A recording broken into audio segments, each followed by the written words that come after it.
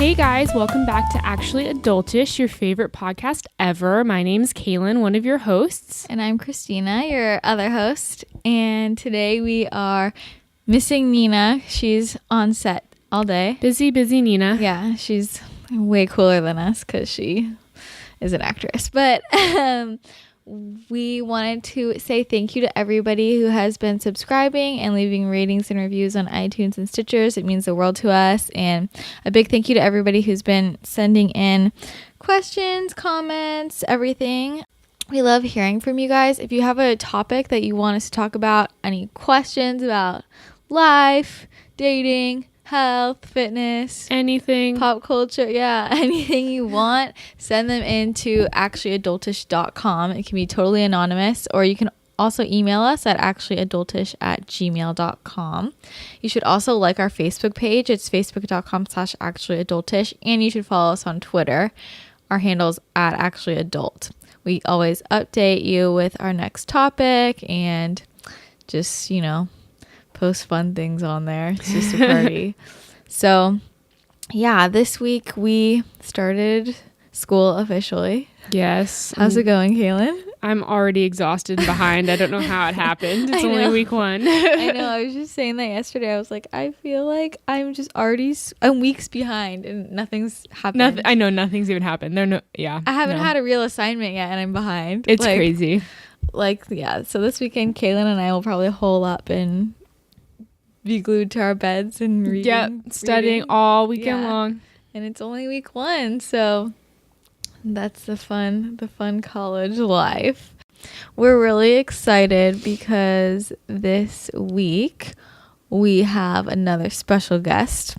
Now she's a meditation and life coach, right? Yes. But she didn't start down that path early in life. Yeah. She was in the business world and then had kind of a life change and decided to turn her life around to become healthy and balanced and all that good stuff. We love that. We love a good success story. So yeah, we're really excited. Today we have Lynne Goldberg coming onto the podcast. And like Kaylin said, she's a meditation and life coach, and she created the app OMG I Can Meditate. I don't know Kaylin, you don't meditate, right? Never. I got into meditating like a year and a half ago when I had like a bunch of health problems, and it really, really helped me. And then as I started getting better, I kind of wasn't as good about it, Mm-hmm. And so now it's like I'll try when I have time, but I like have lost my routine recently because I've been so busy. Yeah. But it's crazy. But I'm really interested to see what Lynne has to say. And yeah, I'm interested too. Definitely as a meditation novice, I have no idea what it means. So it'll be interesting. And I'm taking a class on aging this quarter, and my professor the other night said that like all of the cognitive deterioration that naturally happens as you age, like to 70, like to when you're like 70, 80 years old, that all of that natural deterioration can be avoided if you regularly meditate through your whole life.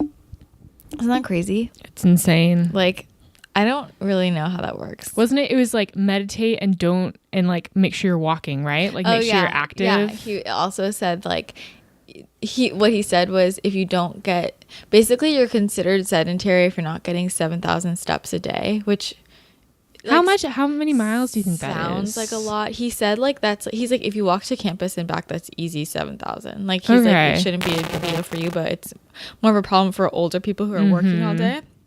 And like we have to walk to campus, but but he was saying that if you aren't getting those 7,000 steps a day, that's like the equivalent health-wise of smoking 2 packs of cigarettes a day.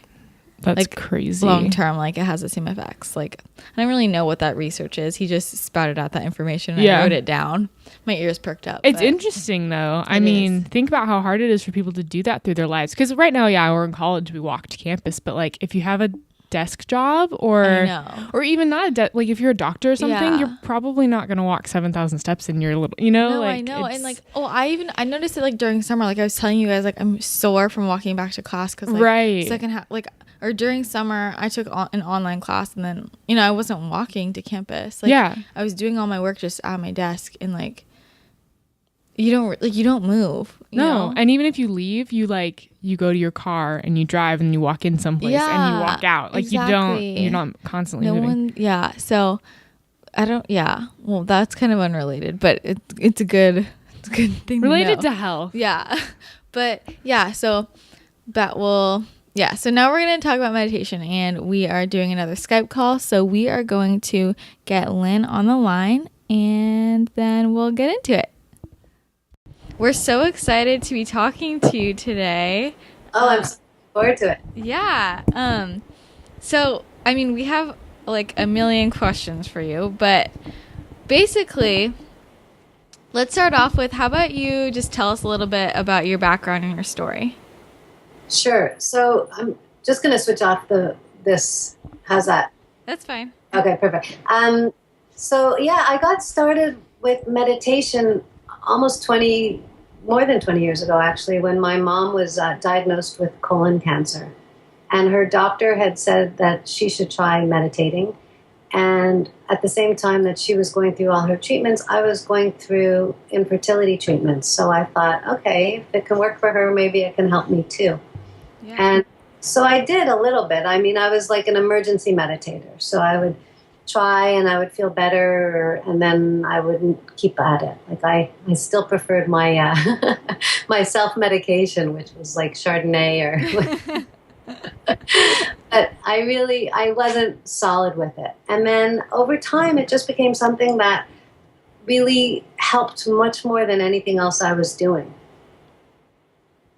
And so what was your profession before you became a meditation coach and started the app? Well, I used to run a large importing business. So I was on the road all the time. I was in China about 4 or 5 times a year. I was in Europe about 6 times a year. And then I was always on the road all over the United States. And my life was extremely hectic. Yeah. And how long were you doing that for? I did that for close to 20 years almost. Mm-hmm. So, yeah. And then, I mean, in different permutations of it. And then I would say about 10 years ago, I started studying and becoming more interested in changing it up a little bit and looking at how I could get away from that and make my career a little bit more heart-centered. Mm-hmm. Yeah. And so what was it that triggered you to actually make the change?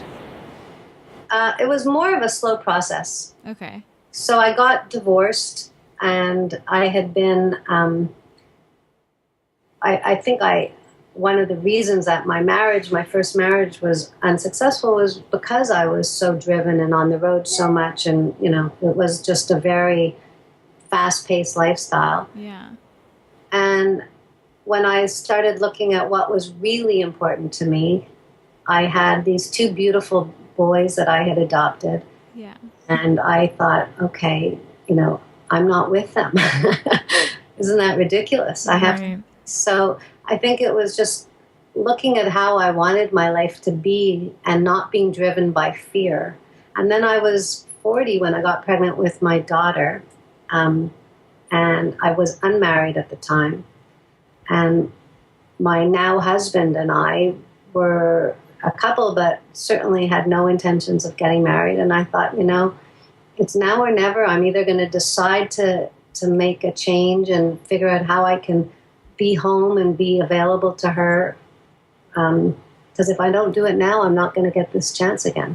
Yeah, that's true. So let's talk about the app.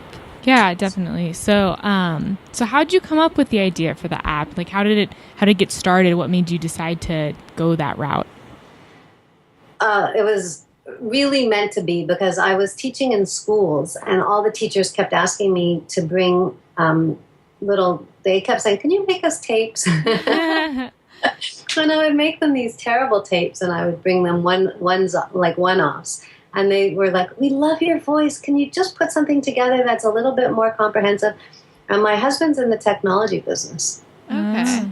That was really meant to be. Yeah. Helpful, definitely. You can't imagine. Yeah. So, like, okay, so you were making these tapes, and then how did that turn into an app? Like, who came up with that? Well, I said to my husband, can you help me do something with technology?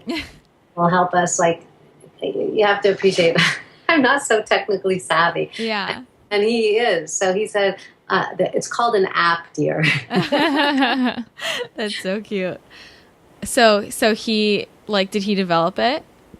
Yeah. He and we have two other partners who are both really strong on the technology side. I wrote all the content, and it was basically taking all of the stuff that I wanted to give to the people that I was teaching. You know, it was exactly what we hoped we could give people, which is all the things that when you're sitting in a class with someone, you want them to be able to take home with them. Yeah.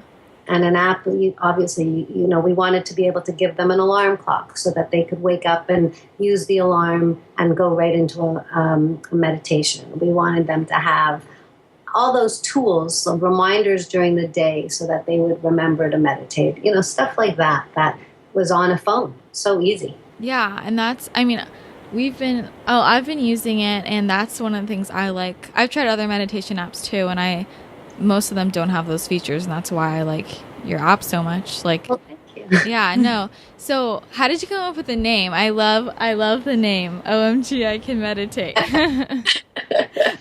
Yeah, we were hoping that we would find something that was really made it be what it is, which is completely accessible. We weren't into all Sanskrit words, and we didn't want it to be unapproachable. We wanted it to be like, oh my God, anybody could do this. Yeah. And the name was like, who are we trying to make feel comfortable with it? And it wasn't, you know, the person who's been sitting on a mountaintop for the past 30 years. It's the newbie, right? How do you get someone who feels like, oh, it's not for me, I can't meditate, to feel comfortable with something? So. Yeah. So did you come up with the title? My husband did. Okay. He woke up. He's a genius. No, he is a genius. He woke up in the middle of the night and he's like, I got it. I love that. A total epiphany. So then one of the questions we have, this is kind of a strange question, but like in the app, you talk so calmly and you're so serene and relaxing. Did you have to learn to talk like that to like make the app? I don't know. How did you go about that? You're so cute. You know that when people meet me, they're like, oh my God, that's the voice. Yeah. I know. I was like wondering, I wonder if when we talk to her, if she'll like really sound like just like the app, or if she like talks differently for the app. No, I think that's how I talk. No, it like is. Like, it's very impressive. I feel like you were born to make a meditation app. I feel like that too, actually. So there you go. It worked out. Yeah, no, definitely. So we want to like move into talking about meditation in general. What do you think are like some of the most common misconceptions about meditation? I think the first thing is that people who try it think that they're supposed to get their mind to be blank. Yeah. Right? And then they give up because they have thoughts like all of us do. And so one of the things that we really try to reassure people is that it's completely normal to have thoughts. And part of that is meditating, right? Just noticing the thought and then coming back to whatever it is that you're focusing on is a meditation. So that's one huge misconception. Another thing I think people think is that they have to have tons of time. Right? Yeah. And, you know, what we also let people know is that you just need 10 minutes. And 10 minutes, you know, instead of going through an Instagram feed, you can find 10 minutes. Yeah, right. Very true. That's one of the things we wanted to ask you, like, how often do you think someone needs to, like, be meditating to see results? So the science is pretty clear. they did these MRIs of people's brains, and they did it over complete brand new beginner meditators. They had never meditated before, and they took MRIs of their brains, and they saw that just with 8 weeks of meditation practice, between 10 and 30 minutes a day. So, and on the some of the other research shows like 10 minutes a day. It's basically getting you to the place where you're starting and practicing regularly. Yeah. But as little as 10 minutes a day and as much as 30 to 40 minutes a day physically changes your brain. That's crazy.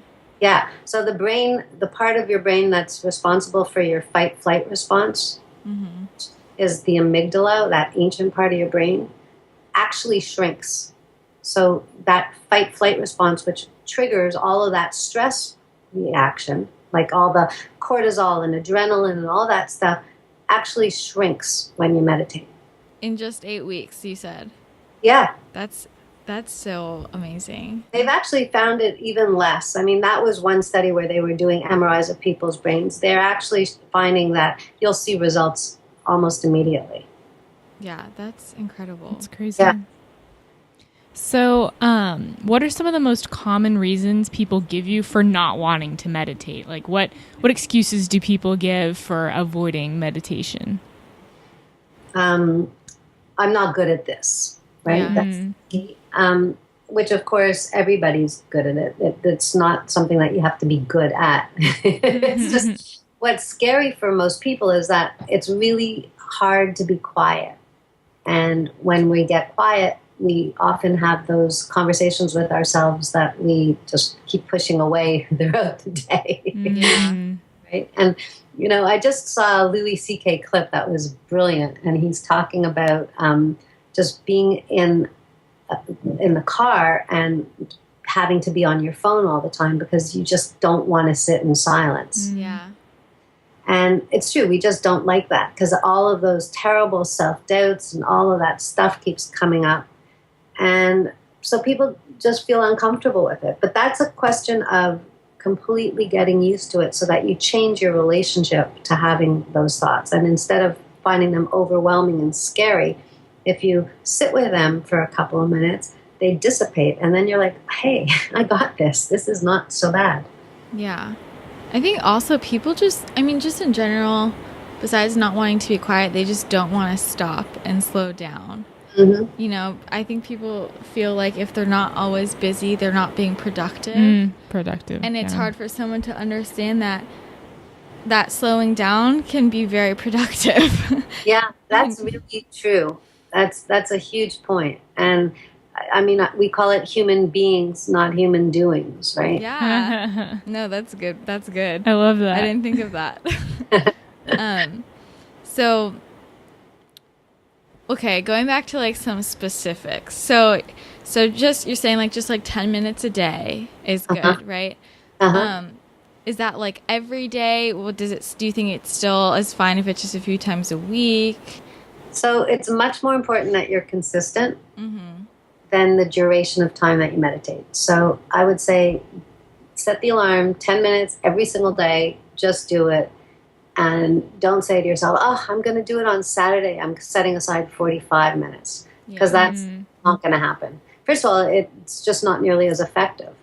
Think about like if you were training to be, I don't know, an athlete, you would run, right? Or you would do whatever exercise you had to do every day. You would make sure that, or if you were practicing the piano, you would be practicing your scales every day. It's the same thing. Yeah. You build up your attention span, your muscle memory by doing it every day. It's funny because I feel like people have the same type of excuses for not wanting to try meditation or not meditating as they do for exercising. You know, I don't have time. I don't like it. It's hard. Like, and it's I don't know. I just think it's interesting. No, it's kind of the same when you think about it. It's like an exercise, but for your brain, you know, like it's different. For sure. That's exactly what it is. I think it's hard for people. I think people don't really like being put outside of their comfort zone. You know, we don't like to people don't like to try new things that they think that they're not good at, you know? Which is really sad. And especially because I feel like meditation isn't something that you are like good at, you know, you're just doing it. Right.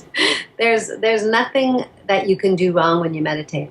Yeah. So if you're having thoughts, that's okay. If you're feeling sad and you have an emotion, that's cool too. The only thing that happens when you meditate is that you get all the benefits of it. So there's no scorecard except that your body is going to release oxytocin and serotonin. So those are your feel-good hormones and your love hormone. You're quieting your heart rate. You're lowering your blood pressure. You're normalizing your digestive tract. You're helping build your immune system. You're rejuvenating your skin. All that stuff that happens when you meditate. So, like, it's the single best thing you can do for yourself, and it doesn't take a hell of a lot of time, and it doesn't cost anything. Yeah. Can we go back to the rejuvenating your skin? Can you tell me more about that? I have not heard that one before.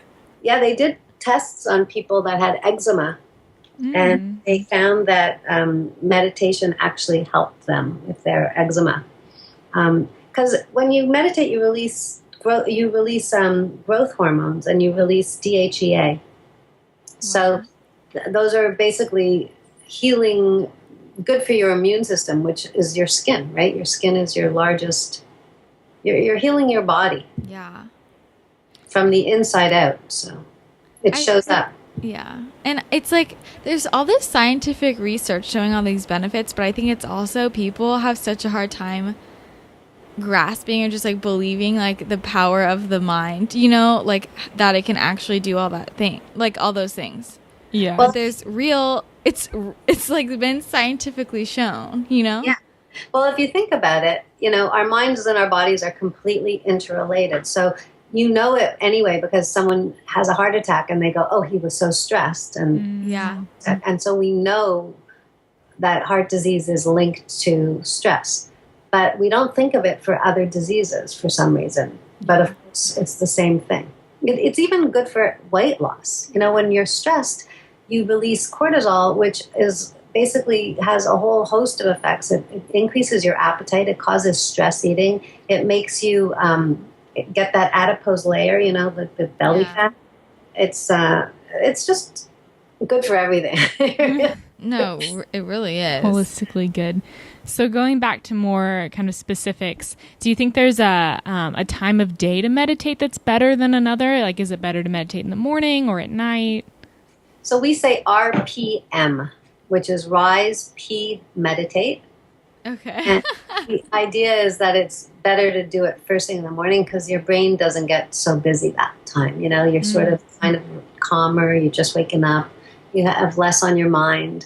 And also, when you get into the later parts of the day, it can get away from you, right? Yeah. You have every intention of meditating, and then, of course, something happens. So just get up, set the alarm, and do it. Yeah.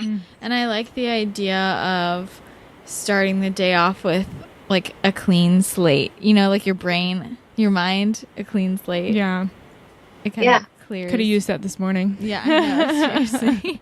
It's also nice because you set your intention. And then, of course, whatever you're bringing your attention to helps make it happen, right? Yeah. Mm-hmm. So what about, like, good places to do it? So there is no good place to do it. The only place that's good is the place that you'll do it. So, I mean, I used to meditate in my bathroom because that was a place where I could lock the door and my kids wouldn't bother me. Or in my car. Not when I was driving, obviously, but just like when I would park the car and have like 20 minutes to myself. Mm-hmm. But you could do it anywhere. Now I have a whole room with all incense, and it's really great that I have it because there's energy in the room and you walk in and you feel it. Plus the smell of the incense makes me like, it's like Pavlov's dog. I get triggered. Oh my gosh. Wait, so you have like a whole meditation room? I do. It's amazing. Wait, tell us about that. What else is in it besides the incense? So I have some beautiful pictures of people that I love. And I have a couple of statues. And I have a whole bunch of candles. And I have this really nice waterfall sound. Like this. Oh, I love that. Yeah, it's just really beautiful. We need one of those. I know. So that kind of leads us into our next question is, what's your meditation routine now? And maybe how has it changed kind of over the years?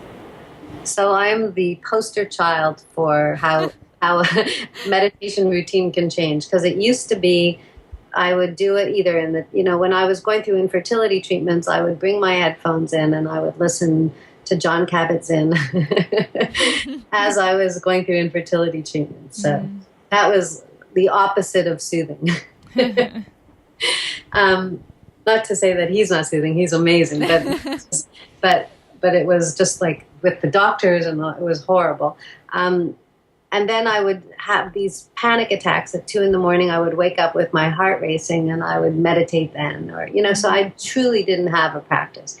And now I have every single morning. I've not missed a morning in, I don't know, maybe 12 years. Wow.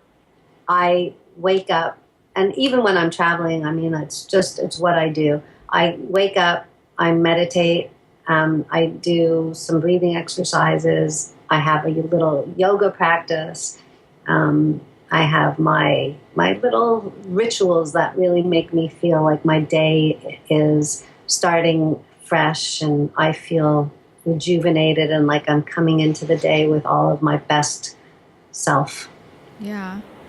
One thing I wanted to ask, so like in the app, so for people who haven't tried it, you can like start off with like, there's like an intro week, like, like your first week, it goes day 1, day 2 through 7, and then she kind of guides you through it.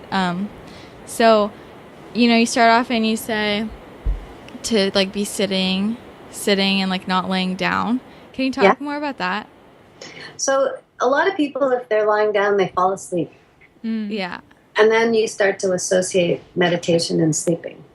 Okay. And it's not that it's bad. Obviously, if you fall asleep a couple of times, it's what your body needed. Yeah. But if you start to do it habitually, then you're not meditating, you're sleeping. Yeah. Right. That's very true. Have you ever fallen asleep while you meditated? Oh, 100%. It's one of the, it's a guarantee. Oh, really? Oh, yeah. There's like a couple of things that can happen when you meditate, and one of them is falling asleep. And it's not to say that it's, a bad thing necessarily. It's just that if it happens all the time, then your body's telling you something. Yeah. So for your routine, how long do you spend each morning usually meditating? Well, so a normal, if I have all my time in the world, I'll spend, 25, 30 minutes meditating in the morning. I'll do it again in the afternoon. And then I have breathing exercises that are probably another 15, 20 minutes. And then my yoga practice, which is about an hour.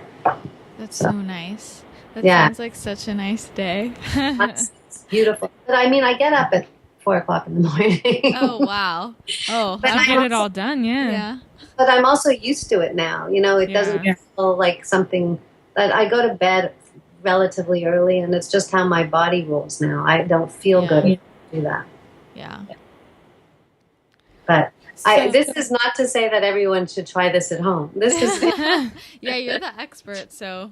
Yeah. this is not something, I wouldn't start off that way because you're just setting yourself up for disappointment. Yeah, definitely. It's just, do your 10 minutes and you'll see. I didn't ever think I could do 10 minutes. And then once 10 minutes started, it was like, okay, that feels like I could add another 5 minutes. And that's what we do in the app. We add time slowly.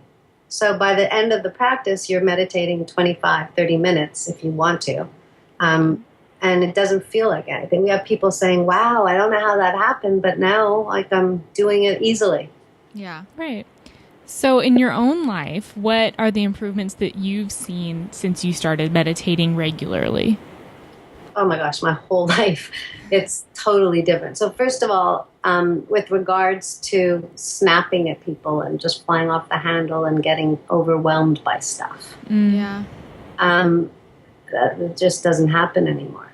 I have 2 boys that have learning disabilities and ADHD and all kinds of hyperactivity and stuff. Mm-hmm. And when they were little, I was a basket case. I was like screaming all the time, and it was unpleasant. And I figured I needed to figure out a way to deal with them better. And that's one of the gifts that meditation gave me, was just this unbelievable ability to just be present and be with them and not have to lose my temper. I had other resources. Yeah. So that's a biggie. The other thing is just in terms of how I see the world.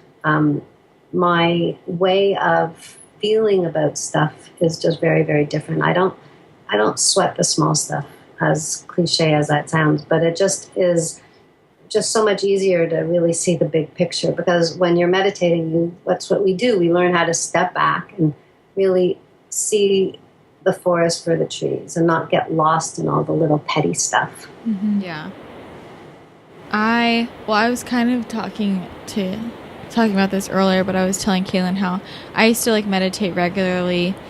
I got into it a year ago when I had really bad health problems, and my anxiety, I have an anxiety disorder, and my anxiety was at all-time high. I was having panic attacks all the time, and my health was really bad. And my doctors, my GI was telling me, you need to meditate because it'll help your stomach. It'll help you digest things. And I just didn't, I was like, you're full of shit. I don't have time for that. I'm so anxious. And then my therapist is like, you really need to meditate. It'll help you calm down. And I was like, I just didn't believe that just stopping I just didn't think it would do anything. I felt like it was a waste of time. I just felt like there wasn't enough time in the day. And then I got into it, and I noticed that after I started doing it regularly, I felt like what you were saying, I wasn't so snappy. Mm-hmm. And I think everybody who knows me knows I just every little thing is a huge deal for me. True. The small stuff, it's not small, nothing small, it's all big. And I didn't recognize myself because things would happen, I'd just be like, okay. I was just so calm. And then as my health started improving and I had more energy, I was busier, and then I kind of got out of it. Mm-hmm. And then I noticed it come back. Right. I felt I was back. I could tell I was just snapping at people. I'm just being randomly really bitchy, and that everything turned into a big deal again, and I noticed it. I lost it. So, but I think, I don't know, I just really want people to have an open mind, and it's insane how much it can change your personality. I couldn't agree with you more, and I urge you to start again. Yeah. It's so easy to get out of the habit, and if you just tell yourself, it's like taking medication, and if you stop taking your medication, it's not going to work, right? Same deal. It's free medication, guys. Come on. It's true. I know.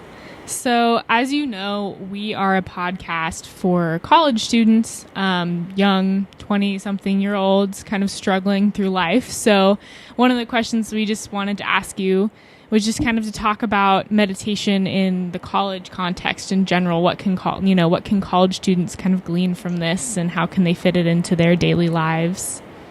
So, I have lots of clients that are college age, and I think college is nobody really gets how stressful that actually is. Yeah, thank you for saying that. My parents are like, you're just taking classes. Yeah, you're making a big deal out of it. I'm like, it's not like how it was even just 10 years ago. It's, No, college, first of all, aside from, just the regular stress of taking tests and all of that and the performance anxiety, mm-hmm. there's also, it's a time where you're in limbo because you don't know what you're going to be, right? Yeah.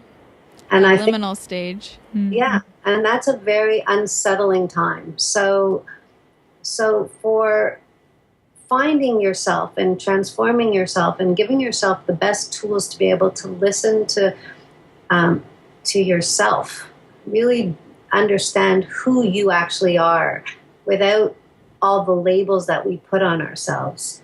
And you know how that goes, right? Because you're someone's friend, you're in this clique, you're a student, you've got all the labels that you've given yourself to fit in. Yeah. and when we're in that zone, we don't hear our voices and we don't listen to our inner voice, really. So when you quiet your mind, you can actually listen and listen deeply. And that's vitally important at your age. Yeah. Do you know if there have been any like specific studies relating meditation with like test performance? Of course. And off the top of my head, for me to quote the exact study is more than my brain can do. Yeah, no, I don't expect you to. No, but there are many. First of all, it improves memory, and there's been studies that have shown how college students actually improve memory. There was students that were taking tests that were under stress, that they had taken samples of their give me a hint, their gums, had sort of scraped them, and then they measured how long it took their gums to heal. Oh, and wow. they were able to see that through meditation they were able to heal faster. The ones that meditated healed faster. You know what, actually, now that you're saying this, I think I learned about this study.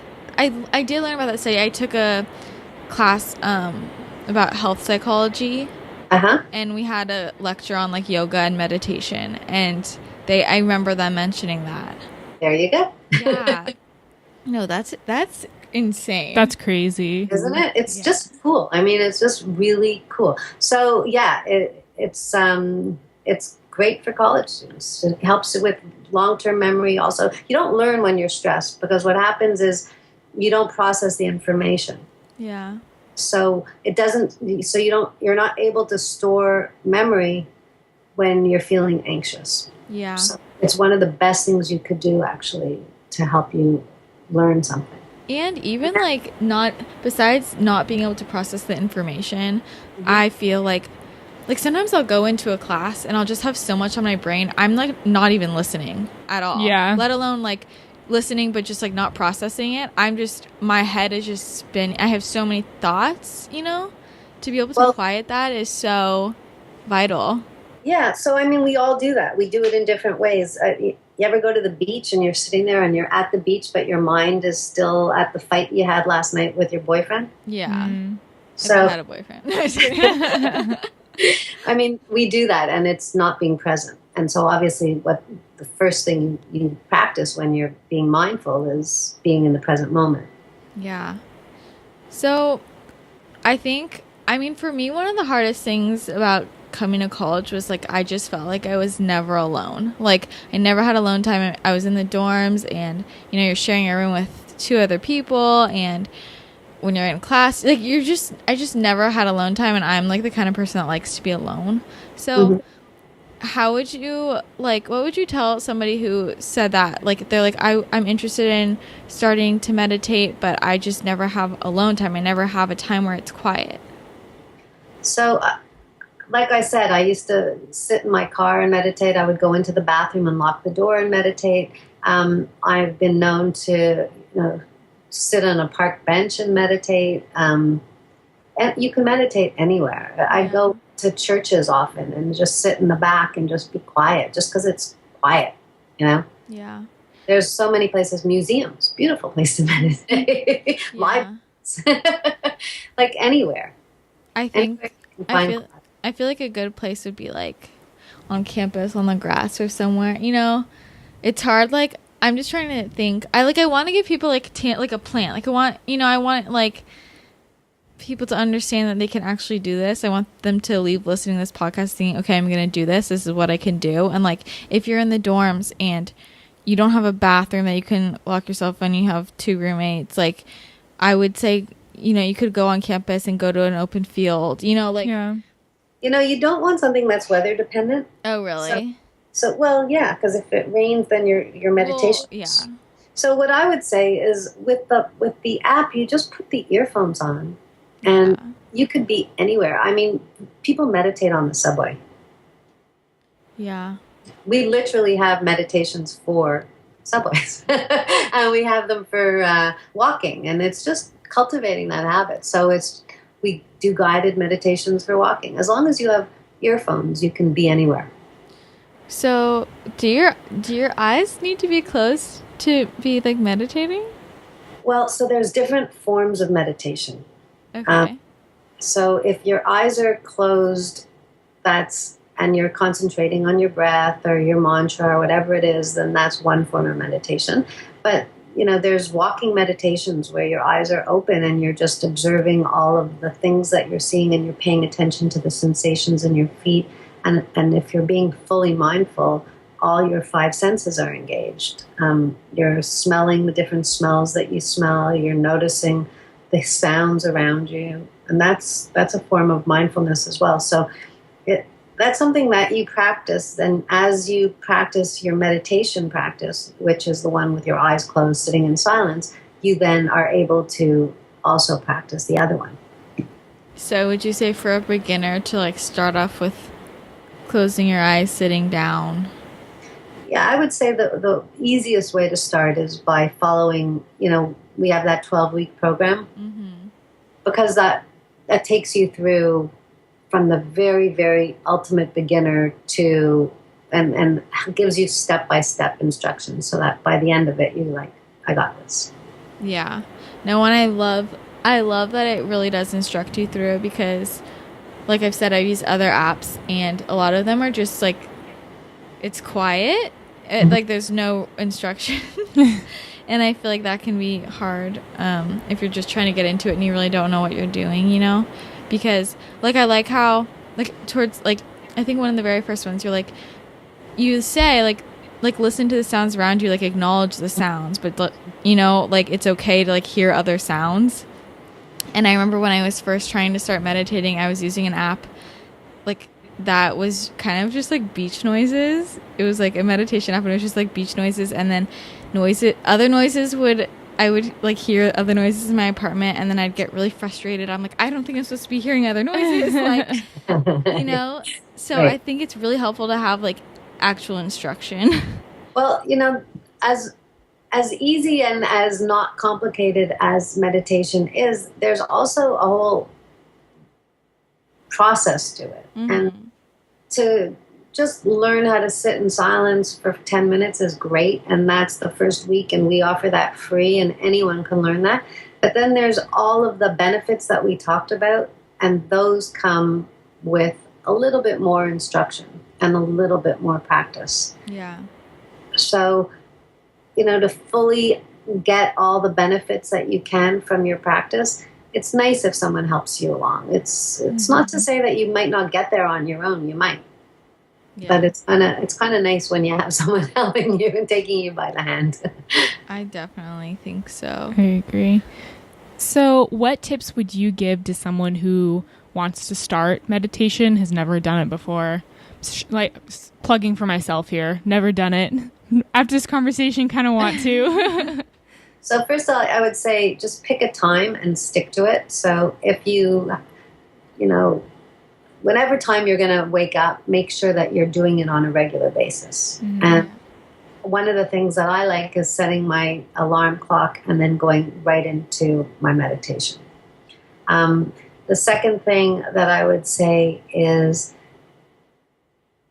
when you have those thoughts like, I'm not doing this properly, or this isn't working, or all of that, keep at it. Because like you just said, you did it for a period of time and then you stopped. It only works if you do it every day. Yeah. And then I guess that brings me to my third point, which is do it every day. So make sure that you spend the 10 minutes and are consistent with it. And then find a place that makes you feel good and go there. So I have a perfect spot right now, but for years I didn't, and it was okay to do it in my car. Like it was fine as long as I did it. Yeah. How long would you say like what if somebody's like, I've been doing this for like 5 days and I don't notice any differences? Like how long would you say to tell somebody to give to like start feeling different? So they say it takes about 21 days to start a habit because of neuroplasticity, and that's how long it takes for your brain to start to rewire and for habits to start to develop. So that you'll start to probably notice that it's getting a little bit easier after 21 days. And And people around you are probably going to notice the changes more than you will right at first. Yeah. So, I mean, I know that my husband certainly noticed way before I noticed. Mm-hmm. What did he say? Oh, it's like, you know, here I am, this like Zen, quiet person compared to the crazy, screaming maniac. Yeah. That's so okay. Yeah, that's funny. I want to, like, you talked about it before, but I really like want to pound in the benefits of meditation. So we talked about like it can improve your memory, it can improve your digestion. Isn't there stuff about improving like athletic performance as well? Well, for sure, because and we have a lot of athletes actually that use it, because you know that expression of being in the zone? Yeah. I mean, that's when your mind and your body are completely in the same place at the same time, right? Yeah. Mm-hmm. So if you're completely present, then you can achieve that athletic prowess. It's that mind over matter. You know, you're there, you're paying your fullest attention, you have your mind and your body completely synced up. So yeah, for sure it helps with athletic ability. It helps with, as you said, digestion. Mm-hmm. It helps with healing. It helps with,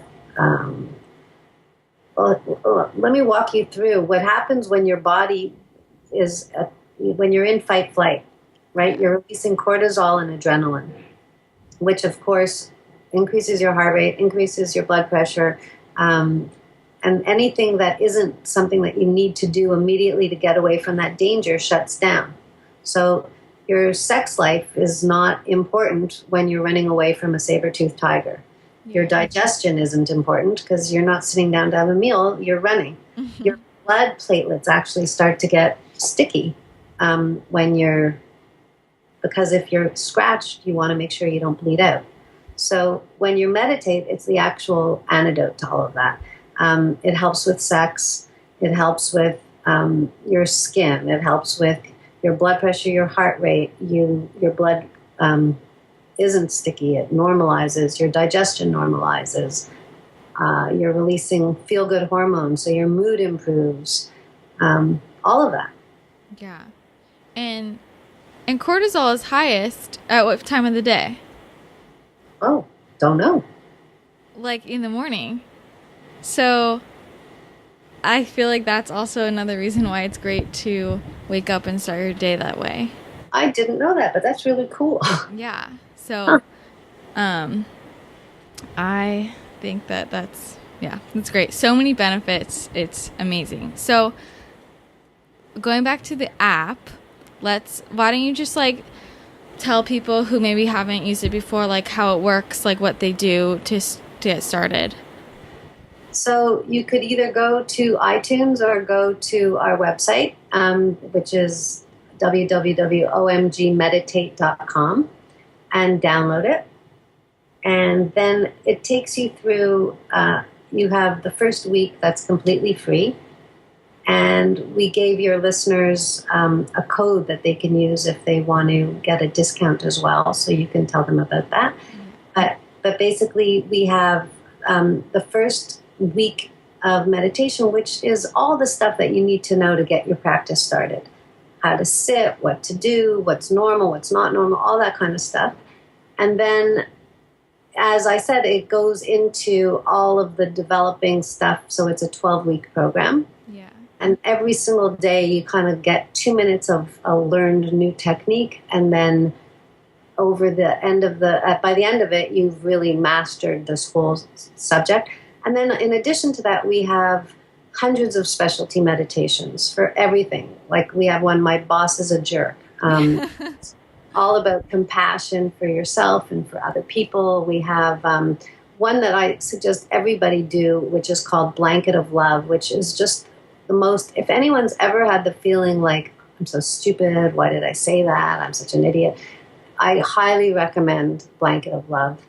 I need to do that. I know. It'll make you feel differently about yourself and about other people as well. That one is like perfect for people our age. I feel like right now is such a hard emotional time. It's a cycle of beating yourself up, but then lashing out and then beating yourself up. You know, I think it's universal. I don't think it ends when you get to be my age either. Yeah, of course not. I think people beat themselves up, and I think that we all have those inner voices. And actually, if you ask me, one of the biggest things that meditation helped me with, it's not having those voices anymore. It's learning some compassion for myself and feeling much, much happier with myself. Yeah, it's so important.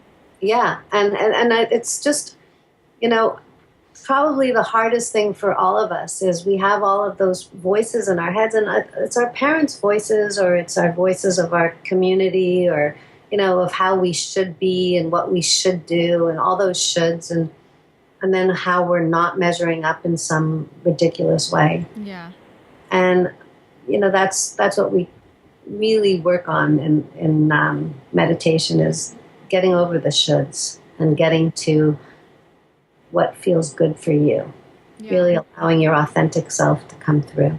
That's something we love to talk about on the podcast, like just all the pressures we feel from society and from other people, just to do certain things, to act certain ways. And like, I just think in today's world, it's so easy and everybody's so busy, people they feel like they don't have time to take care of themselves. They don't put themselves first, you know? Mm-hmm. And it's so important to do things to really take care of yourself. And it's not even just like, this is like your health, you know? Yeah, it's your life. Yeah.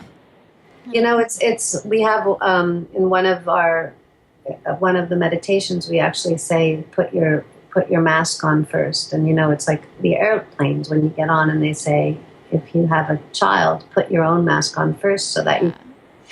And if we are not okay, then there's no way we can be okay to the people around us. Very true.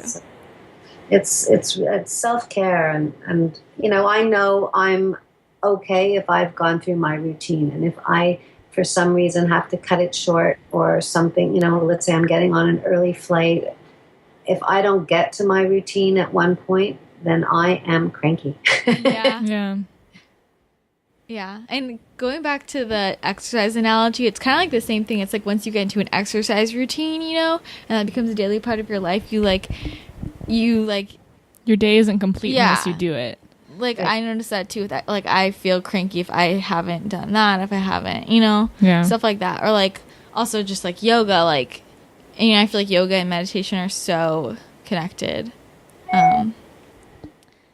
And yoga can be such a great form of meditation, I think.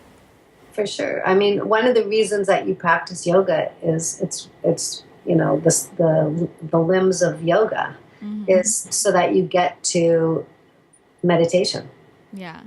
So that you're able to sit in meditation. And that's what you practice. You practice building that. So when you're connecting body and breath, which is what you're doing in your yoga practice, as you get better at that, the idea is that way you can sit and just have the breath. Yeah. Maybe that could be a good way if someone's having a really hard time. Maybe try starting with yoga, and then it can help you like segue into just being able to sit. You know, whatever you do is all good. But I can tell you that devoting 10 minutes, anybody can devote 10 minutes. Yeah.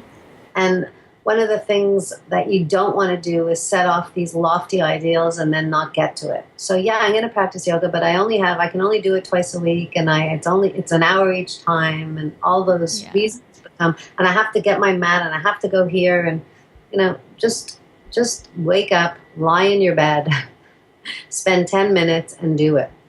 Yeah. Yeah, definitely.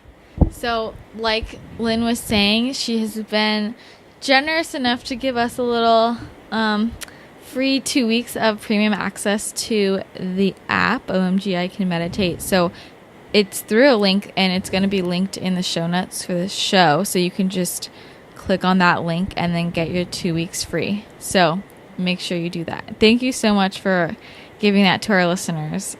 Oh, I'm really excited for them to try it and hopefully get the benefits as soon as possible. Yeah, I think everyone's going to love it. I love it. So it's getting me back into my routine, so I'm really excited. Oh, I'm happy about that. Yeah, and this was like perfect timing because we just started school this week, so we're all a little stressed. We're all stressed out getting back into our routine. So we're getting back into our school routine. So it's the perfect time to start getting into like a meditation routine. You know, you just wake up 10 minutes earlier. That's not a big deal. No. You know. So yeah, thank you so much for talking to us today. I learned a lot. Yeah, me too. Very valuable, and I'm like so excited for everybody to hear this, because I really want everyone to use this app, and I love the app.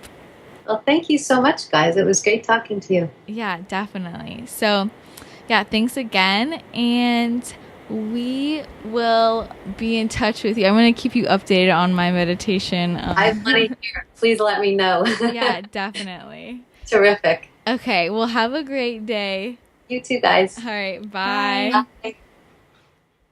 Well, that was very informative. That was interesting. Yeah. Maybe I'll start meditating. I think you should. It like relit that fire in my belly. I wanna rejuvenate my skin. Oh my God. No, when she said it it helps with skin, I was like, what? I know. I'm gonna do it. Yeah, I've never heard of that before, but it sounds like, I don't know. I mean, it's just so much. It's like too easy to be true is how I feel sometimes, right. You know? It's so holistic. It does everything. But it's awesome. So I think that we need to we'll hold each other accountable. Yeah, I know. Be like, Did you meditate? Did you meditate? Let's do it.